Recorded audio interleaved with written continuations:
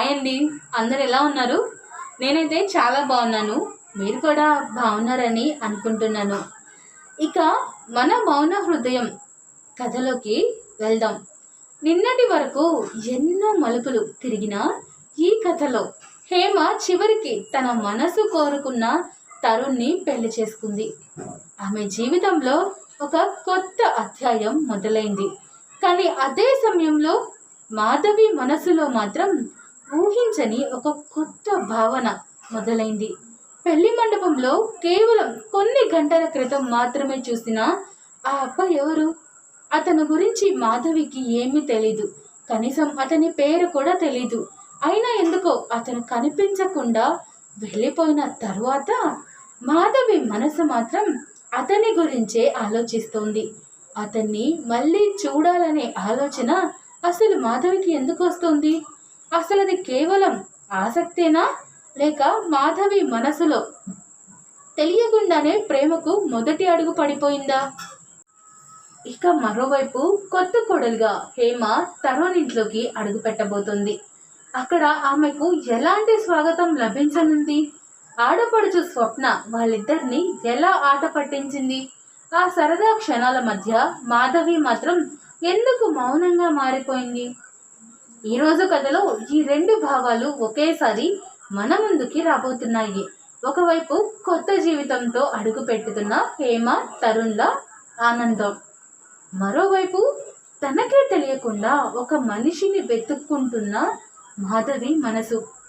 మరింకెందుకు ఆలస్యం, కథలోకి వెళ్ళిపోదాం. నాతో పాటు వచ్చేయండి. కారు నెమ్మదిగా ఆ చిన్న ఇంటి ముందు ఆగింది. పెళ్లి మండపంలో గంటల తరబడి జరిగిన హడావుడి, నవ్వులు, సందడి అన్నీ ఒక్కసారిగా వెనక్కి వెళ్ళిపోయినట్టుగా అనిపించింది. హేమ మాత్రం కారు దిగబోతూ ఒక్కసారి తన పక్కన కూర్చున్న మాధవిని చూసింది. పెళ్లి మండపంలో అందరి ముందు నవ్వుతూ ఉన్నప్పటికీ తన మనసులో మాత్రం ఎన్నో భావాలు దాచుకున్న మాధవి ఇప్పుడు ఏదో ఆలోచనలో మునిగిపోయి కిటికీ బయటే చూస్తూ ఉండిపోయింది. హేమకు అది గమనించకుండా అయితే లేదు, కానీ అప్పటికే తన జీవితంలో కొత్త అధ్యాయం మొదలవుతుందన్న ఆనందంలో తన స్నేహితురాలి మనసులో దాగి ఉన్న ఆ చిన్న రహస్యాన్ని ఆమె పూర్తిగా అర్థం చేసుకోలేకపోయింది. మాధవి, దిగవే అంటూ ప్రేమగా పలకరించింది. ఒక్కసారిగా ఈ లోకంలోకి వచ్చినట్టుగా తల తిప్పింది మాధవి. హహా, వస్తున్నాను హేమ అంటూ నవ్వే ప్రయత్నం చేసి కారు దిగింది మాధవి. వాళ్ళు గుమ్మం దగ్గరికి చేరుకునే లేపే లోపల నుంచి తరుణ్ వాళ్ళ అమ్మగారు హారతి పళ్ళెంతో బయటకొస్తారు. కొత్త పెళ్లి కూతురు పెళ్లి కొడుకును చూసిన ఆమె కళ్ళల్లో ఆనందం వెల్లివిరుస్తోంది. అయ్యయ్యో, ఆగండి ఆగండి, పెళ్ళి అయిపోయిందని అప్పుడే లోపలికి వచ్చేస్తారా? మా ఇంట్లో అడుగు పెట్టేస్తారా ఏంటి? కొత్త కోడలు కొడుక్కి దిష్టి తీయాలి కదా, గుమ్మం దగ్గరే ఆగండి అంటూ నవ్వుతూ వాళ్ళిద్దరినీ ఆపుతారు. హేమ సిగ్గుతో తలదించుకుంటే తరుణ్ మాత్రం తన భార్య వైపు చూసి మెల్లగా నవ్వుతున్నాడు. ఆ నవ్వు చూసిన మాధవికి మాత్రం హేమ ఎంత అదృష్టవంతురాలో అని అనిపించింది. తన స్నేహితురాలి కళ్ళల్లో పెళ్లి తర్వాత కనిపిస్తున్న ఆ ప్రశాంతతను చూసి ఆమె మనసు కూడా ఆనందంతో నిండిపోయింది. దిష్టి తీసిన తర్వాత తరుణ్ వాళ్ళ చెల్లెలు స్వప్న ఒక్కసారిగా ముందుకొచ్చి గుమ్మం దగ్గరే చేతులు అడ్డంగా పెట్టి, ఆగండి అన్నయ్య, వదిన. అరే, ఇంత ఈజీగా లోపలికి వెళ్ళిపోతారని అనుకుంటున్నారా అంటూ బొంగు ముద్దు పెట్టుకుంటుంది. ఏమైంది ఇప్పుడు అని తరుణ్ నవ్వుతూ అడగడంతో, ఏమైందా? మా ఆడపడుచు కట్నం సంగతి మర్చిపోయారా? మాకేదైనా ఇవ్వకుండా లోపలికి అడుగు పెడితే ఎలా అంటూ అందరి ముందు ఆట పట్టించడం మొదలు పెడుతుంది స్వప్న. దాంతో అక్కడ ఉన్న వాళ్ళంతా ఒక్కసారిగా నవ్వేశారు. హేమ సిగ్గుతో తరుణ్ వైపు చూస్తే తరుణ్ మాత్రం తన జేబులు వెతుక్కుంటూ ఉంటాడు. అయ్యో, పెళ్లి హడావుల్లో నా దగ్గర ఏమీ లేదే అన్నట్టుగా మొహం పెట్టాడు. అన్నయ్య, డబ్బులు లేవని చెప్పి తప్పించుకోవాలని చూస్తున్నారా అంటూ స్వప్న మరింత గట్టిగా నవ్వింది. అలా అయితే మా వదినని లోపలికి పంపించే ప్రసక్తే లేదు. వదిన, మీరు చెప్పండి, మీ భర్త దగ్గర ఏమీ లేకపోతే మీ దగ్గర ఏదైనా ఉందా అంటూ హేమని అడిగింది. హేమ ఒక్క క్షణం కూడా ఆలోచించకుండా తన చేతికి ఉన్న ఉంగరాన్ని తీసి తరుణ్ చేతిలో పెట్టేస్తుంది. ఇదిగో, ఇది తీసుకోండి, తను సంతోషంగా ఉంటే చాలు అని మెల్లగా చెప్పింది. తరుణ్ ఆ ఉంగరాన్ని చూసి ఒక్కసారిగా ఆశ్చర్యపోతాడు. హేమ, ఇది నీకెంతో ఇష్టమైన ఉంగరం కదా అని కళ్ళతోనే అడుగుతాడు. కానీ హేమ మాత్రం చిన్నగా నవ్వి, పర్లేదండి, ఇక నుంచి నా దగ్గర ఉన్నది నాది మాత్రమే కాదు కదా, మీది కూడా అన్నట్లుగా కళ్ళతోనే సమాధానం ఇస్తుంది హేమ. ఆ ఇద్దరి మధ్య జరిగిన ఆ చిన్న కళ్ళ సంభాషణను అక్కడ ఉన్న వాళ్ళలో ఎవరూ పూర్తిగా అర్థం చేసుకోలేకపోయినా మాధవి మాత్రం దాన్ని గమనించింది. మాటలు లేకుండా కూడా ఇద్దరు మనుషులు ఒకరి మనసును ఒకరు అర్థం చేసుకోవడం చూసి ఆమె హృదయంలో ఎక్కడో ఒక చిన్న కోరిక మేల్కొంది. అబ్బా, ఇది కదా నిజమైన ప్రేమంటే అంటూ స్వప్న ఉంగరం తీసుకొని నవ్వడంతో అందరూ మళ్ళీ నవ్వారు. సరే సరే, ఇప్పుడు లోపలికి వెళ్ళండి అంటూ చివరికి వాళ్ళందరినీ లోపలికి పంపించింది. హేమ గుమ్మం దగ్గర బియ్యం నిండిన కలశాన్ని మెల్లగా కాలితో ముందుకు నెట్టి తన కొత్త ఇంట్లోకి అడుగుపెట్టింది. ఆ క్షణంలో ఆమె ముఖంలో కనిపించిన ఆనందాన్ని చూసి తరుణ్ వాళ్ళ అమ్మగారి కళ్ళల్లో నీళ్లు తిరిగాయి. నా ఇంటికి కోడలు కాదు, నా ఇంటి మహాలక్ష్మి వచ్చింది అంటూ ఆమె హేమను దగ్గరకు తీసుకొని నుదుటిపై ముద్దు పెట్టుకుంది. హేమ కూడా ఆమెను చూసి కన్నీళ్లతో నవ్వింది. తల్లి లేని లోటు తన జీవితంలో ఇంత ప్రేమగా స్వాగతం పలికే అత్త దొరకడం తన అదృష్టమని అనుకుంది. కొద్దిసేపటికి ఇంట్లో మళ్ళీ నవ్వుల సందడి మొదలైంది. కొత్త కోడలిని వంటగదిలోకి తీసుకెళ్లి ఏదో ఒక స్వీట్ చేయమన్నారు. హేమ కూడా సిగ్గుపడుతూ వంటగదిలోకి వెళ్ళి అందరికీ నచ్చేలా స్వీట్ తయారు చేసింది. స్వప్న మాత్రం అక్కడితో ఆగకుండా, వదినా, ఈ రోజు నుంచి నువ్వు మా అన్నయ్యని మీరు ఎలా పిలుస్తారో చెప్పాలి అంటూ ఆట పట్టించడం మొదలుపెట్టింది.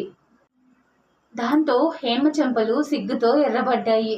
ఏదైనా ఒకటి చెప్పాలి వదినా, లేదంటే నేనే చెప్పేస్తాను అంటూ స్వప్న ఆట పట్టించడంతో హేమ తలదించుకొని తరుణ్ అని మెల్లగా పలికింది. ఆ ఒక్క మాటతో అక్కడున్న వాళ్ళంతా చప్పట్లు కొడుతూ నవ్వేస్తున్నారు. తరుణ్ మాత్రం తన భార్య వైపు చూస్తూ సిగ్గుతో నవ్వుకుంటున్నాడు. అందరూ ఒక్కొక్కరిగా తమ గదుల్లోకి వెళ్ళిపోయిన తర్వాత ఇంట్లో సందడి కాస్త తగ్గిపోయింది.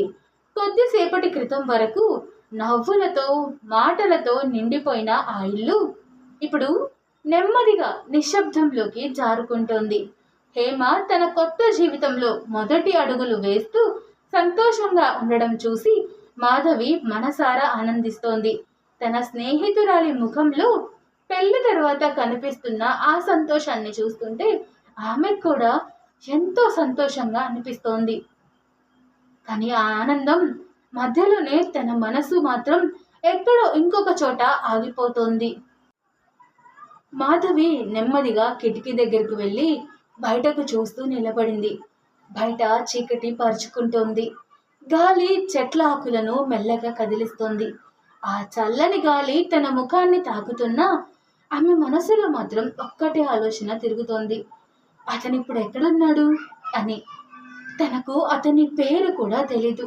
అతను ఎక్కడుంటాడో తెలీదు. ఏం చేస్తాడో కూడా తెలీదు.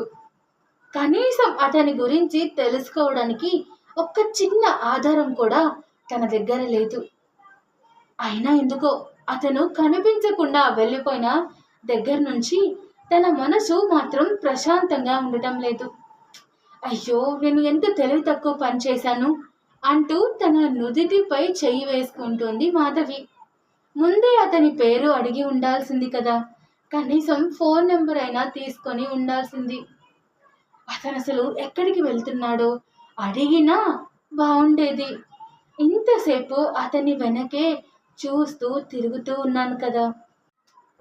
కానీ చివరికి అతని గురించి ఒక్క చిన్న విషయం కూడా తెలుసుకోలేకపోయాను అంటూ తన మీద తానే కోపం తెచ్చుకుంటుంది. ఆ క్షణంలో ఆమె ప్రవర్తన కూడా విచిత్రంగానే అనిపించింది. ఒక్కరోజు, అది కూడా కొన్ని గంటలు మాత్రమే చూసిన ఒక మనిషి కోసం తను ఇంతలా ఎందుకు ఎదురు చూస్తోంది, ఇంతలా ఎందుకు ఆలోచిస్తోంది? ఆమె కళ్ళను మూసుకుంది. వెంటనే పెళ్లి మండపంలోని ఆ దృశ్యాలన్నీ ఒక్కొక్కటిగా కళ్ళ ముందు కదిలాయి. హేమ తండ్రిని ఎదురుస్తూ నిలబడిన అతని ధైర్యం, తరుణ్ను తన ప్రాణం కంటే ఎక్కువగా ప్రేమిస్తున్న హేమను ఆమెకు దూరం చేయకూడదని తను చెప్పిన మాటలు, ప్రేమ కోసం ఒక మనిషి ఎంత దూరమైనా వెళ్ళగలడని చెప్పిన అతని స్వరం, చివరికి తనకు తెలియని ఒక అబ్బాయికి మంచి మంచి ఉద్యోగం, మంచి జీవితం ఏర్పాటు చేసి వెళ్ళిపోవడం, ఇవన్నీ గుర్తొచ్చిన మాధవికి మనసులో అతనిపై గౌరవం మరింత పెరిగింది. అసలు అతనెవరో తెలుసుకోవాలి అని మెల్లగా అనుకుంది. ఎలాంటి మనిషి అతను? ఇంత మంచిగా ఎలా ఉండగలుగుతున్నాడు? అసలు తనకు ఏమీ సంబంధం లేని ఇద్దరి జీవితాలను కలిపి వాళ్ళ సంతోషం కోసం ఇంత చేయగలిగాడు. అలాంటి మనిషిని నేను ఇంతకు ముందు ఎప్పుడూ చూడలేదు. ఒక్కసారిగా ఆమె పెదవులపై చిన్న నవ్వు వచ్చింది. కానీ ఆ నవ్వు క్షణంలోనే మాయమైపోయింది. ఎందుకంటే వెంటనే మరో ఆలోచన తన మనసులోకి వచ్చింది. కానీ అతనెవరో నాకు తెలియదు కదా అనే చిన్న విషయం గుర్తొచ్చిన వెంటనే ఆమె కళ్ళల్లో నిరాశ కనిపించింది. రేపు ఉదయం అతను ఇక్కడికి వస్తాడేమో అనే ఒక చిన్న ఆశ కూడా కలిగింది. వెంటనే అసలు ఎందుకు వస్తాడు? తన పని అయిపోయింది కదా, ఎవరితోనూ చెప్పకుండా వెళ్ళిపోయాడు అని తనే ఆ ఆశను చంపేసుకుంటోంది. కనీసం ఒక్కసారైనా మళ్ళీ కనిపిస్తే బావుండు అని అనుకోకుండా ఆమె పెదవుల నుంచి మాట జారిపోతోంది. అలా అనుకోగానే వెంటనే మాధవి ఒక్కసారిగా ఆగిపోయింది. ఏంటి మాధవి, నువ్వు ఏం మాట్లాడుతున్నావు అని తనను తానే ప్రశ్నించుకుంటోంది. నువ్వే తెలుసుకోలేకపోతున్నావా? అతను ఎవరో కూడా నీకు తెలియదు కదా, అతని పేరు కూడా తెలీదు, కానీ మళ్ళీ చూడాలని నీకెందుకు అనిపిస్తుంది అని అడిగింది. సమాధానం మాత్రం ఆమె దగ్గర లేదు. ఆమె మళ్ళీ కిటికీ బయటకు చూస్తూ నిలబడిపోయింది. ఆకాశంలో కనిపిస్తున్న చంద్రుణ్ణి చూస్తూ తెలియకుండానే తన మనసులో ఒక చిన్న కోరిక కోరుకుంది. ఆ అబ్బాయి మళ్ళీ ఒక్కసారి నా కళ్ళ ముందు కనిపిస్తే చాలు అని. అంతలోనే ఆమె వెనక నుంచి ఒక మెల్లని స్వరం వినిపించింది. నువ్వు ఎవరి గురించి ఆలోచిస్తున్నావో నాకు తెలుసు మాధవి అంటూ. ఆ మాట విన్న మాధవి ఒక్కసారిగా ఉలిక్కిపడి వెనక్కి తిరిగింది. ఆమె ఎదురుగా ఒక అమ్మాయి నిలబడి ఉంది. మాధవి ఏం మాట్లాడాలో తెలియక చూస్తూ అలాగే ఉండిపోతుంది. ఆ అమ్మాయి మాత్రం చిన్నగా నవ్వుతూ, ఎందుకు మాధవి, ఇప్పుడైనా నిజం చెప్తావా, లేక ఇంకా నన్ను మోసం చేయడానికి ప్రయత్నిస్తావా అని అంది. మాధవి గుండె ఒక్కసారిగా వేగంగా కొట్టుకుంటుంది. తన మనసులో దాచుకున్న ఆ చిన్న రహస్యాన్ని అసలు ఈ అమ్మాయికి ఎలా తెలిసింది అని అనుకుంటూ ఉంటుంది. ఇదేనండి ఈరోజు మౌన హృదయం కథ. ఒకవైపు హేమ తరుణ్ల కొత్త జీవితానికి ఎంతో అందమైన ఆరంభం జరగబోతోంది. అత్తగారింట్లో అడుగుపెట్టిన హేమకు కుటుంబ సభ్యుల ప్రేమ, స్వప్న చేసే సరదా ఆటపాటలు, కొత్త కోడలిగా ఆమె పొందాల్సిన ఆప్యాయత, ఇవన్నీ ఆమె మనసును ఆనందంతో నింపేస్తున్నాయి. కానీ అదే సమయంలో అందరి మధ్య నవ్వుతూ కనిపించిన మాధవి మనసులో మాత్రం ఎవరికీ తెలియని ఒక చిన్న అలజడి మొదలైంది. పెళ్లి మండపంలో చూసిన ఆ అబ్బాయి ఎవరో కూడా మాధవికి అయితే తెలియదు కదా, అతని పేరు తెలీదు, ఎక్కడ ఉంటాడో కూడా తెలీదు, కనీసం మళ్ళీ ఎక్కడ ఎప్పుడు ఎలా కనిపిస్తాడో కూడా తనకి తెలీదు. అయినా అతను వెళ్ళిపోయిన తర్వాత మాత్రం అతని గురించే ఆలోచిస్తూ బాధపడుతుంది. అతన్ని మళ్ళీ చూడాలని ఎందుకు అనిపిస్తోంది? అతని గురించి తెలుసుకోవాలనే ఆత్రం మాధవికి ఎందుకు పెరుగుతోంది? అసలు మాధవి మనసులో మొదలైన ఈ తెలియని భావన చివరికి ఎక్కడి దాకా దారి తీయబోతోంది. అంతలోనే మాధవి వెనక నుంచి వినిపించిన ఆ ఒక్క మాట ఆమె దాచుకోవాలనుకున్న రహస్యాన్ని బయట పెట్టబోతున్నట్లుగా అనిపిస్తోంది. నువ్వు ఎవరి గురించి ఆలోచిస్తున్నావో నాకు తెలుసు మాధవి అని అన్న మాట. అసలు ఆ మాట అన్నది ఎవరు? మాధవి మనసులోని మాటను అంత ఖచ్చితంగా ఎలా కనిపెట్టింది ఆ అమ్మాయి? మాధవి ఆ అబ్బాయిని మళ్ళీ కలుసుకుంటుందా, లేక అతని జ్ఞాపకం మాధవి జీవితంలో ఒక చిన్న సంఘటనగానే మిగిలిపోబోతోందా? ఇంకా అసలు కథ ఇక్కడి నుంచే మొదలవుతుంది. మరి ఈరోజు హేమా తరుణ్ల అత్తగారింటి సన్నివేశాలు మీకెలా అనిపించాయో తప్పకుండా కామెంట్లో మాకు తెలియచేయండి. ముఖ్యంగా మాధవి మనసులో మొదలైన ఈ కొత్త భావన గురించి అసలు మీరేమనుకుంటున్నారో కూడా నాకు చెప్పండి. మీ ఒక్క చిన్న కామెంట్ కూడా నాకు చాలా పెద్ద ప్రోత్సాహాన్ని అందిస్తోంది. ఇక నెక్స్ట్ పార్ట్లో మాధవి వెనుక నుంచి మాట్లాడిన ఆ అమ్మాయి ఎవరు? ఆమెకు ఆ అబ్బాయి గురించి ఏమైనా తెలుసా? మాధవికి అతని గురించి ఒక చిన్న క్లూ ఏదైనా దొరుకుతోందా, లేక ఆమె మనసులో మొదలైన ఈ కొత్త ప్రయాణం మరో ఊహించని మలుపు తిరగబోతోందా?